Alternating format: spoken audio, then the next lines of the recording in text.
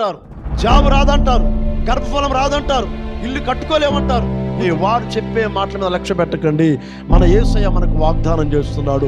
మన స్థితిగతులు మార్చగలిగే శక్తి గల దేవుడు మన యేసయ్య. ప్రైజ్ ది లార్డ్, హల్లెలూయా. ఆమె ఎవరి గురించి పట్టించుకోలేదు, కానీ ఆమె అనుకున్న మనసులో, నేను వెళ్ళి యేసయ్య వస్త్రాలు ముడితే బాగుపడతా అనుకున్నది. వెళ్ళింది, ముట్టింది, వెంటనే తక్షణమే ఇన్స్టెంట్లీగా ఆమె హీల్ అయిపోయింది, బాగుపడ్డది.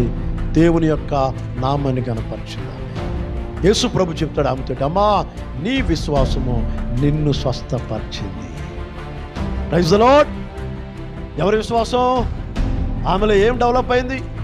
విశ్వాసం డెవలప్ చేసుకుంది. శరీరంలో ఒకవైపు అనారోగ్యం, ఒకవైపు బ్లడ్ బ్లీడింగ్, ఒకవైపు తగ్గట్లేదు.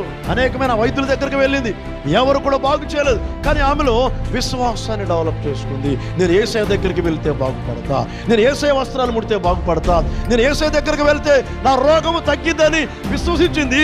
విశ్వాసం ద్వారా ఆమె నడిచింది. నడిచిన వ్యక్తి యేసయ్య వస్త్రాలు ముట్టుకుంది, బాగుపడింది. విశ్వాసం ఏం చేసిందంటే ఆ వ్యక్తిని బాగు